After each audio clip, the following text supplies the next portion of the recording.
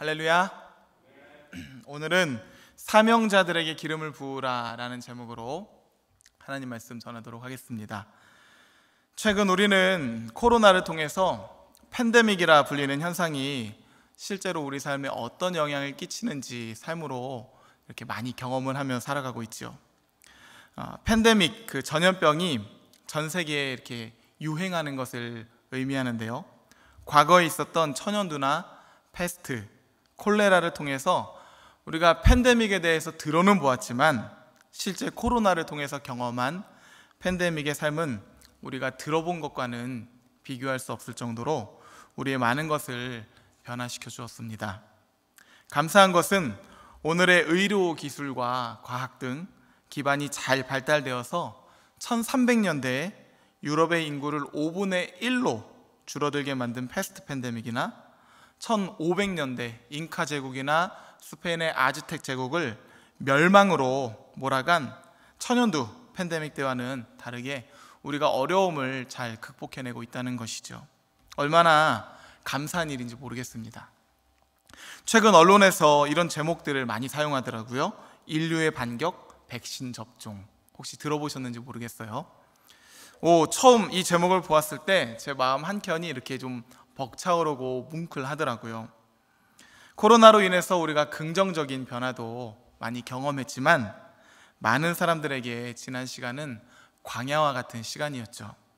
이제 백신이 개발이 되어서 이런 문제들이 해소될 여지가 생긴다고 생각을 했더니 기대감이 들었던 것입니다. 바라기는 백신에 대한 몇몇의 그 우려의 목소리도 있지만 하나님께서 이 시대에 지식과 지혜, 기술 등을 통해서 우리에게 일반 은총을 주셨는데 이 선물임에 감사하면서 여러분들도 적극적으로 백신을 맞으시기를 권면드립니다. 아멘. 저도 기회가 되어서 내일 모레 금요일이죠, 백신을 맞게 됩니다. 이래봬도 제가 현 대한민국 정의 민방위 대원입니다. 자랑스럽지 않습니까? 비상시 한사람교회가 있는 양천구를 지키는 대원으로 제가 배정이 되어 있는 사람입니다.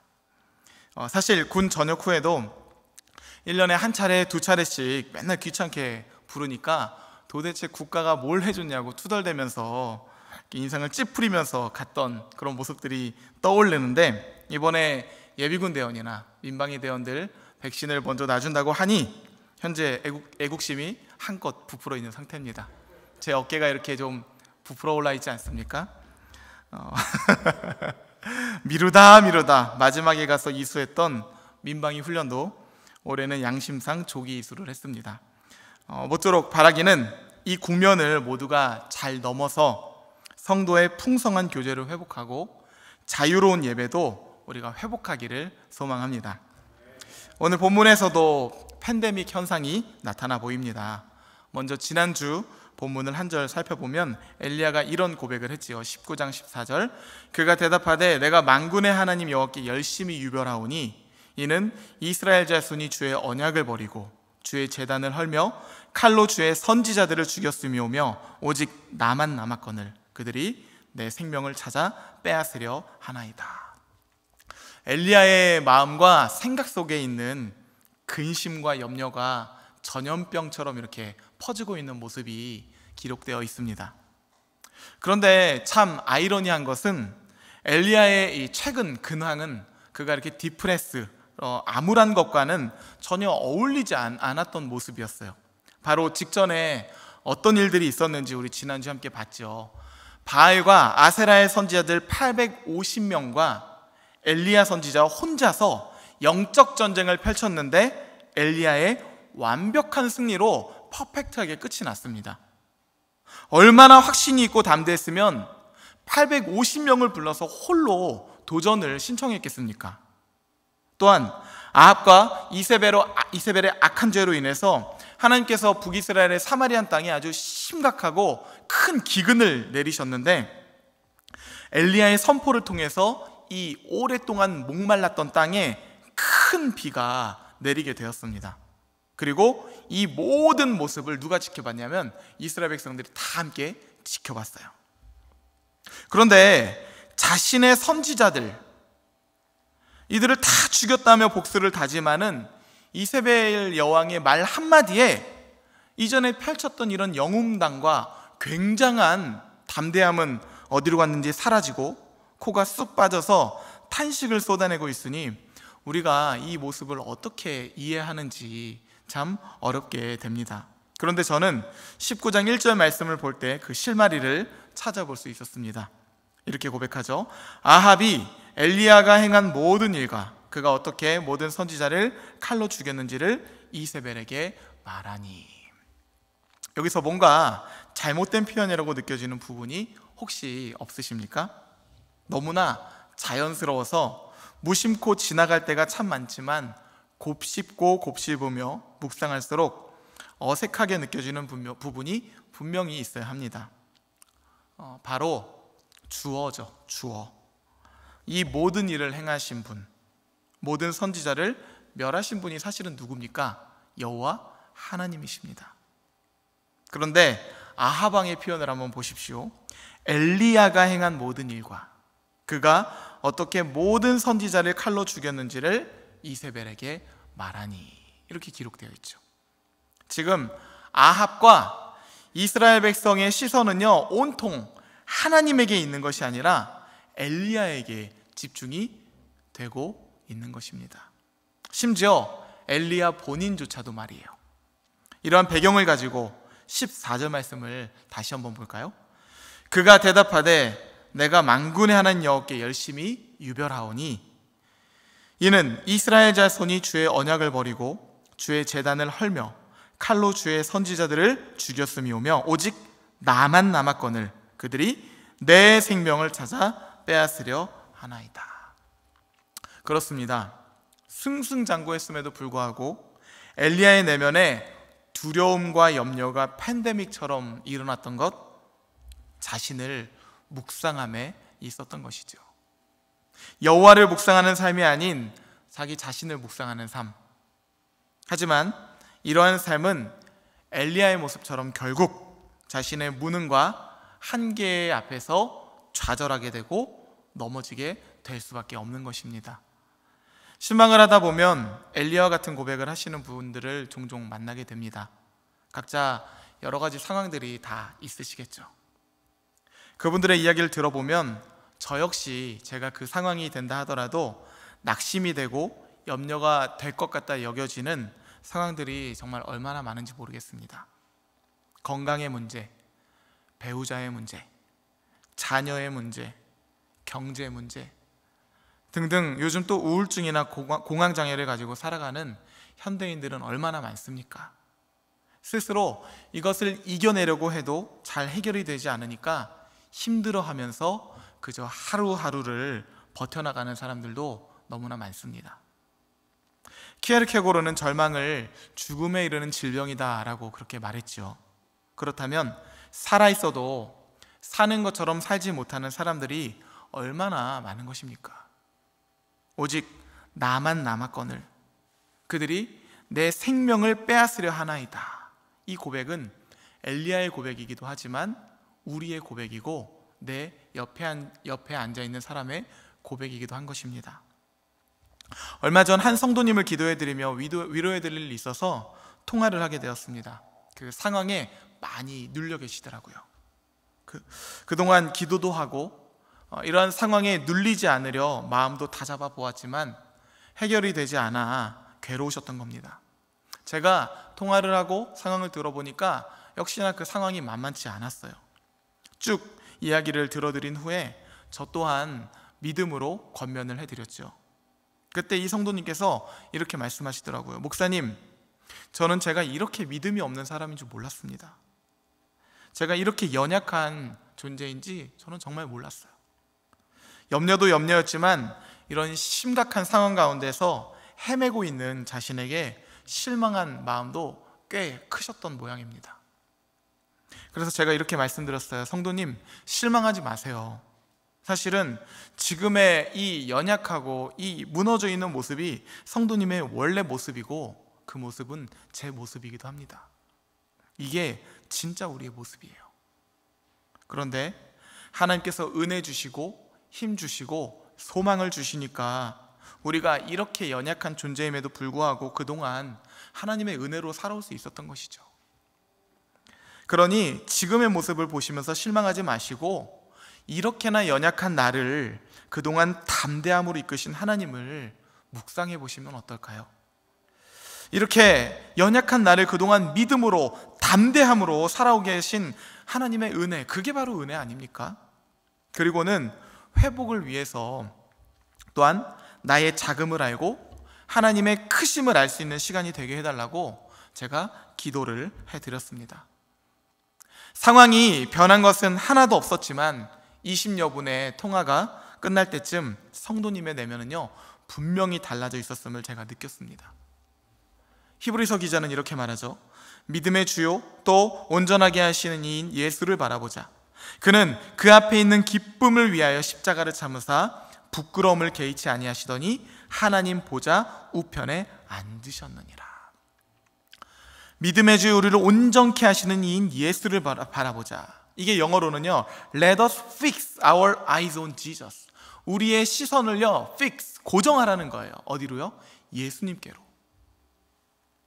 예수님께 우리의 시선이 고정돼 있을 때 우리의 염려와 근심이 팬데믹처럼 우리 모든 가운데 퍼져 있었던 그것이 소멸이 되고 지극히 높으신 하나님의 평안이 그리스도 예수 안에서 우리의 마음과 생각 가운데 부어지게 되는 것이죠. 하지만 우리가 그렇게 못할 때가 많이 있습니다.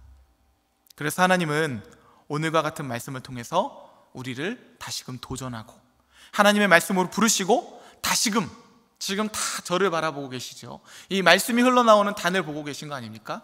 우리의 시선을 말씀으로 고정하게 하시는 것이죠. 모든 지각에 뛰어난 하나님의 평강이 그리스도 예수 안에서 여러분의 마음과 생각도 지켜주실 줄 믿습니다. 하나님께서 이처럼 낙심한 엘리야의 시선도 옮겨주십니다. 오늘 본문 15절, 16절, 17절 말씀.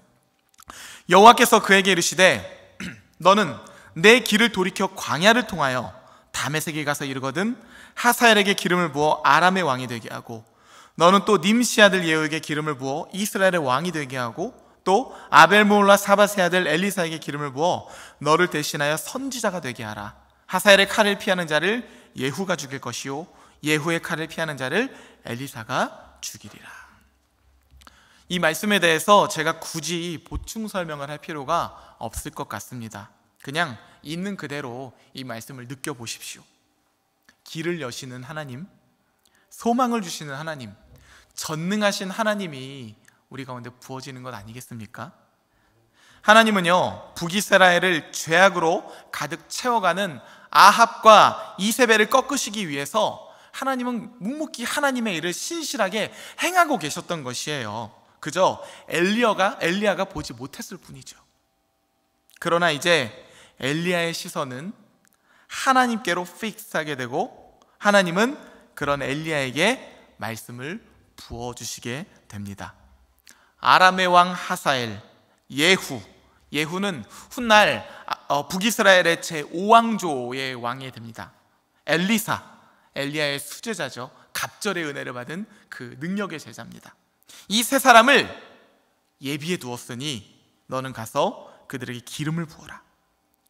이들이 지금은 무명자의 모습으로 어딘가에서 살아가는 자들이지만 하나님께서 예비하신 이 열매들은요 훗날 세계사를 다스리는 하나님의 지도자들이요 종이요 일꾼이 되는 것입니다. 세계사를 주관하시고 이 만물을 주관하시는 하나님이 보이셔야 됩니다. 이것이 끝이 아니죠.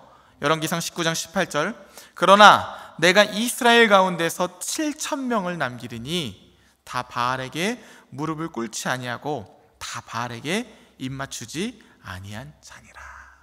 할렐루야. 이런 찬양의 가사가 있습니다. 주위를 둘러보면 아무도 없는 듯 믿음의 눈을 들면 보이는 분 계시네. 지금도 내 안에서 역사하고 계시는 사망과 어둠의 권세 물리치신 예수님. 우리의 시선이 예수님께로 가니까요 예수님이 선명하게 드러나는 거예요.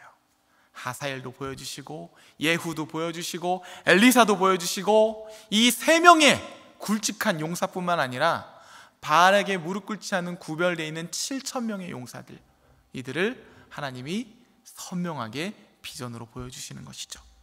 그럴 때 이런 찬양이 계속해서 이어지는 것입니다. 주를 찬양, 손을 들고 찬양. 전쟁은 나에게 속한 것 아니니. 주를 찬양, 손을 들고 찬양. 전쟁은 하나님께 속한 것이니. 그렇죠. 우리 삶의 모든 전쟁은 하나님께 속한 것이죠. 아무리 기차가 힘이 좋고 잘 만들어졌다 하더라도 레일 밖에서는 그것이 아무것도 할 수 없듯이 우리도 하나님과 분리가 되면 절망과 결국 그로 인한 죽음에 이르게 되는 것입니다. 우리는 여기서 하나님께서 엘리야를 위해서 일하시는 방법을 주목해 봐야 합니다. 하사엘을 준비하시고 예후를 준비하시고 엘리사를 준비하시고 바알에게 무릎 꿇지 않은 7,000명의 용사를 준비해 두셨죠. 이것이 바로 하나님께서 일하시는 방법입니다. 공동체. 엘리야만 혼자서 죽어라 일하라고 하나님께서 말씀하시지 않으셨습니다. 모세도 마찬가지예요. 출애굽 백성들을 이끌 때 1000부장, 100부장, 50부장, 10부장을 삼아 그들을 지도자로 세웠죠. 함께 일하게 하셨어요. 초대교회는 어땠나요?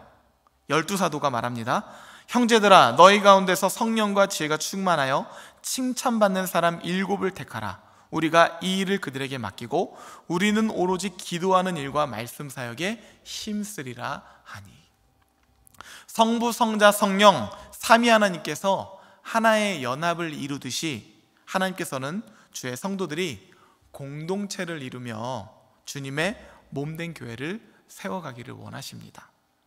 그게 바로 하나님께서 일하시는 방법이에요. 한 사람이 2중직, 3중직, 4중직 여러 가지 일들을 감당하다 보면 어떤 일이 일어나게 될까요? 탈진하여서 지친 엘리야들이 여기저기서 나오게 되겠죠. 모세가 여러 직분의 지도자를 세운 배경을 여러분 아시지 않습니까?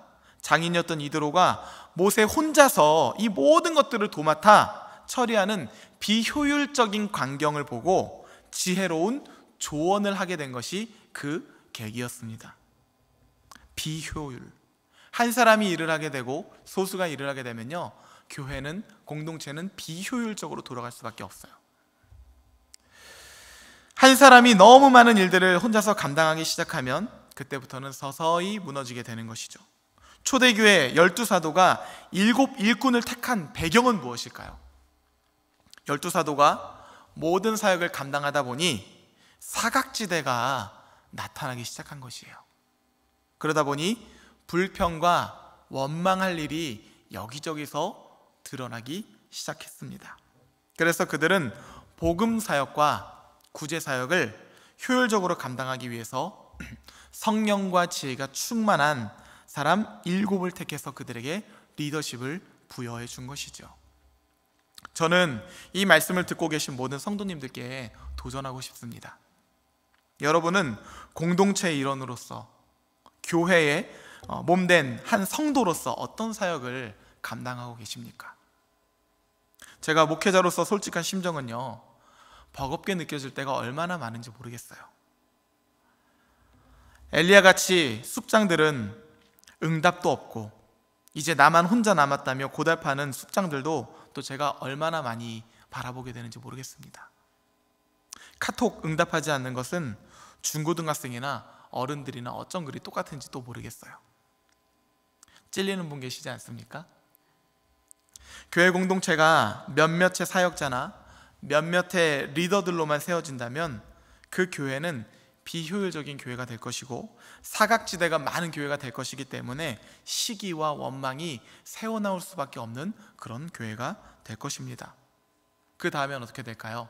그 교회는 탈진을 하게 되는 것이죠.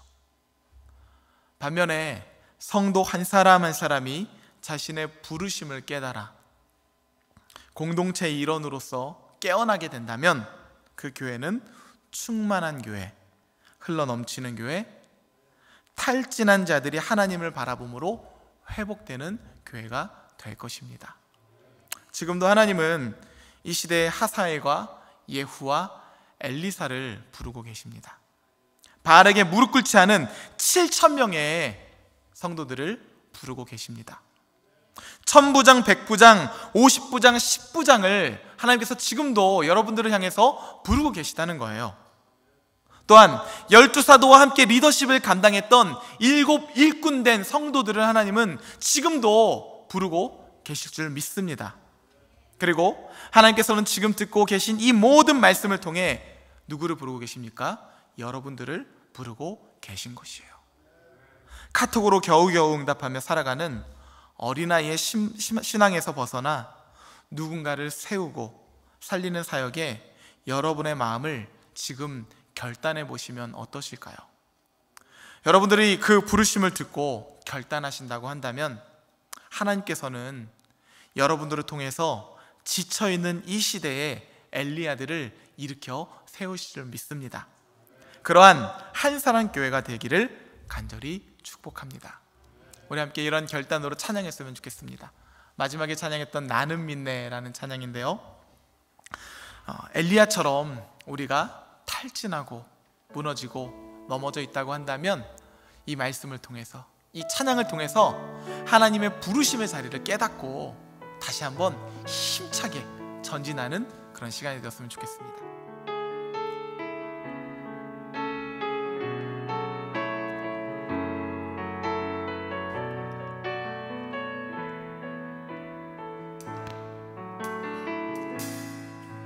내게 허락하신 시련을 통해 나의 믿음 더욱 강하게 이 시간에 엘리야들에게 말씀하시는 것이에요. 험한 산과 골짜기 지나는 동안 주께 더 가까이 나를 그리고 우리에게도 말씀하시죠. 내가 겪는 시험이 어렵고 내 주님보다 크지 않습니다. 내 주님보다 크지 않네. 그 하나님을 바라봅시다. 내 앞에 바다가 갈라지지 않으면 주가 나로 바다 위 걷게 엘리야처럼 우리도 일어날 수 있습니다. 나는 믿네. 주의 능력으로 내 삶 새롭게 되리. 나는 믿네.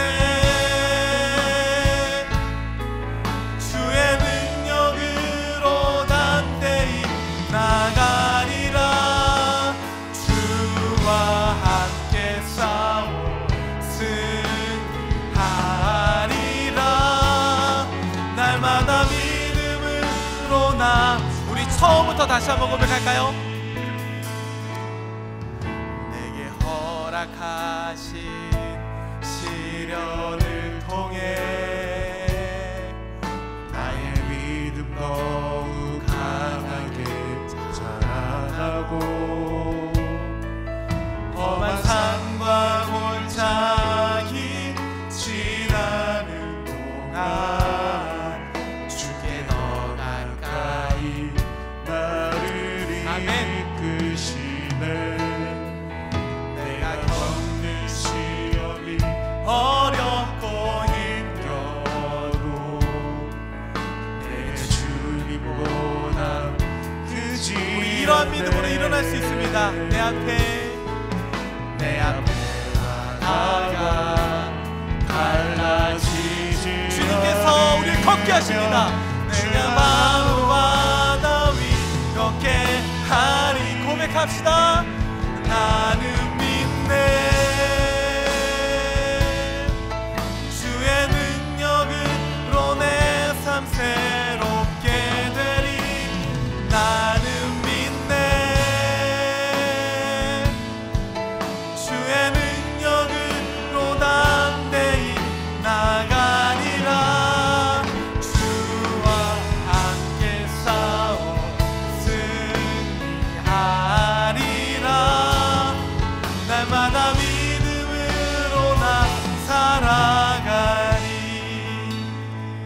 우리 함께 기도했으면 좋겠는데요. 하나님, 우리의 마음 가운데 두려움과 염려가 팬데믹처럼 가득 퍼져 있는 것은 우리가 주님을 바라본 것이 아니라 하나님 외에 다른 것들을 바라봄으로 말미암아 우리 안에 탐욕과 두려움과 근심이 가득 채워져 있음을 깨닫게 됩니다. 하나님, 이 시간 주의 말씀을 통하여 우리의 심령을 만져주시고 우리의 시선이 주님께로 향하며 소망으로 회복되는 하나님의 자녀들이 되게 하여 주시옵소서. 주님의 이름 한번 외치고 기도하며 나가겠습니다. 주여, 하나님, 이 시대의 엘리야들을 주께서 만져주시옵소서. 또 아버지, 이 시대에 부르시는 하사엘과 예후와 엘리사와 바알에게 무릎 꿇지 않은 7,000명의 용사가 있다는 것을 우리 가운데 바라볼 수 있도록 인도하여 주시옵소서.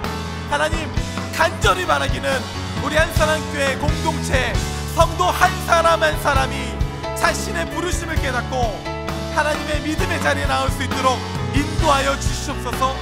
아버지, 자신의 신앙을 겨우겨우 지키며 턱걸이하는 신앙이 아니라 충만한 성도, 흘러넘치는 믿음, 아버지, 내 신앙뿐만 아니라 주의 성도를 세우고 저들에게 믿음으로 세울 수 있는 믿음의 아버지 통로가 될 수 있도록 우리를 인도하여 주시옵소서. 오늘도 하나님께서 이 시대에 탈진한 엘리야들을 부르듯이 우리를 부르시는 줄 믿습니다.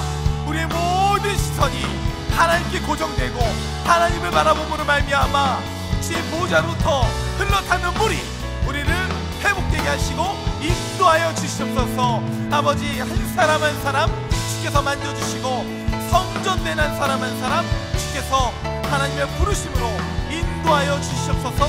또 아버지, 온라인으로 함께 예배드리는 그들에게도 성령께서 주장하셔서 저들의 마음 가운데도 뜨거움을 부어주시고 성령의 살아있음을 부어주셔서 아버지, 우리가 안지나서나 주의 몸된 교회로 함께 존재하며 예배할 수 있도록 인도하여 주시옵소서. 낙심하지 않고 충만한 믿음으로 세워질 수 있도록 인도하여 주시옵소서. 하나님, 이 시간 이 시대에 탈진한 주의 성도들이 있습니다. 엘리야와 같이 모든 것을 지치고 잃어버려서 오직 나만 남았거늘 소망이 없습니다. 울부짖는 성도들이 있습니다. 하나님, 오늘 말씀을 통하여 우리에게 도전하시고 생명을 부어주신 것처럼 저들 가운데 주께서 함께하여 주셔서 하나님을 바라보며 하사엘과 예후와 엘리사를 준비해 나가는 하나님의 인도하심으로 나아갈 수 있도록 축복하여 주시옵소서. 또 아버지, 코로나로 인하여 여러 가지 경제와 건강과 가정 간에 수많은 문제가 있는 성도들이 있습니다. 그 가운데서도 지금도 신실하게 인도되고 있는 하나님의 일하심을 바라볼 수 있는 소망을 부어 주시옵소서. 아무것도 없는 것처럼 보이지만 말씀을 향하여 하나님을 바라볼 때 선명하게 드러나는 하나님의 인도하심이 그곳 가운데 있을 줄 믿습니다. 하오니 주님의 말씀에 힘입어서 부르심의 자리로 나올 수 있는 성도 한 사람 한 사람이 되게 하여 주시옵소서. 아버지, 그런 연합으로 말미암아 우리 한사랑교회가 겨우겨우 신앙생활하는 것이 아니라 충만함으로 흘러넘치는 주의 몸된 교회가 되게 하여 주시옵소서. 이제는 우리 주 예수 그리스도의 은혜와 하나님의 크신 사랑하심과 동행하시는 성령님의 역사하심이 여호와의 율법을 주야로 묵상하며 부르심의 자리로 나아가기를 결단하는 주의 모든 성도들 가운데 이제로부터 영원까지 함께 하시기를 간절히 축원하옵나이다. 아멘.